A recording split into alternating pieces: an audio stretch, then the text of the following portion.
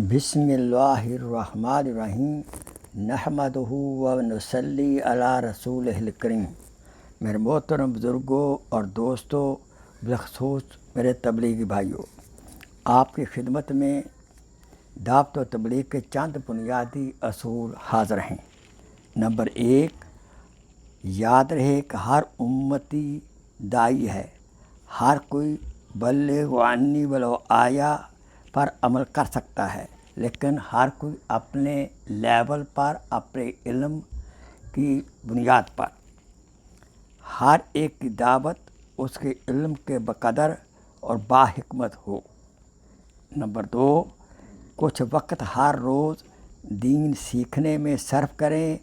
ہر بڑا گھر کا دین سیکھے، پھر گھر والوں کو سکھائے۔ نمبر 3، علم و ذکر پورے دین کی جان ہے۔ روح ایمانی کو تقویت علم و ذکر سے ہی ملتی ہے۔ نمبر 4، اکرام مسلم اخلاق کے لیے بہترین ٹول علم اور ذکر ہے۔ نمبر 5، اسباب کے ہوتے ہوئے اسباب پر نگاہ نہ ہو، بلکہ مسبب الاسباب اللہ سبحانہ و تعالیٰ کی ذات پر نگاہ ہو۔ نمبر 7، کسی دینی شعبے کا استخفاف نہ ہو، بڑے خطرے کی بات ہے۔ کیا مطلب؟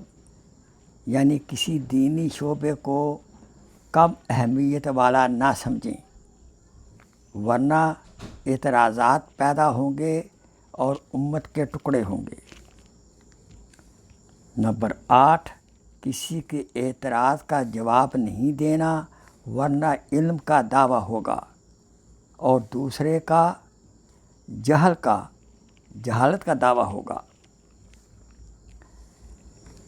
نمبر 8، حکمت اسے ملتی ہے جس میں صفات قدسیہ ہوتی ہیں، اور صفات شہوانیہ جس میں مغلوب ہوتی ہیں۔ صفات قدسیہ تقویٰ کی صفت، توکل کی صفت، صبر کی صفت، اعلیٰ قسم کی اخلاق حمیدہ، اور شہوانیہ جو ہیں جیسے کبر، بغض، حسد جیسی رذائل والی صفات۔ نمبر 9، آپ صحابہ کرام اور جبرائیل علیہ السلام کے ساتھ مشورہ کیا کرتے تھے۔ وشاورہم فی الامر، شیطان نے اپنی رائے کو ہی صحیح سمجھا اور حکم نہ مان سکا، لہذا ہم نے بھی مشورے سے کام کرنا ہے۔ نمبر 11، 6 نمبر منصوص من القرآن و حدیث نہیں ہیں، بلکہ قرآن و حدیث کی روشنی میں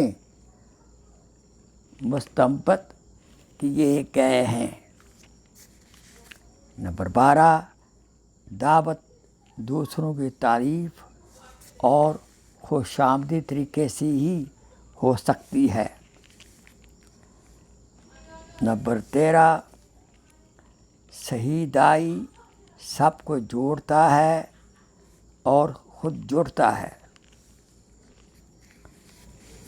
مینا میں انفرادی گشت بھی حضور نے کیا ہے، کبھی اجتماعی گشت بھی کیا ہے۔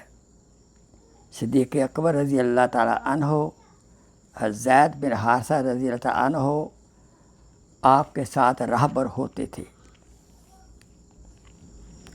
یاد رہے، آج کل ایمان اتنا کمزور ہو چکا ہے کہ حکم سن کر عمل کرنا مشکل ہو گیا ہے، لہٰذا اپنے ایمان پر محنت کرنا لازمی ہے، جس کے لیے یہ دعوت والا کام بہترین کام ہے۔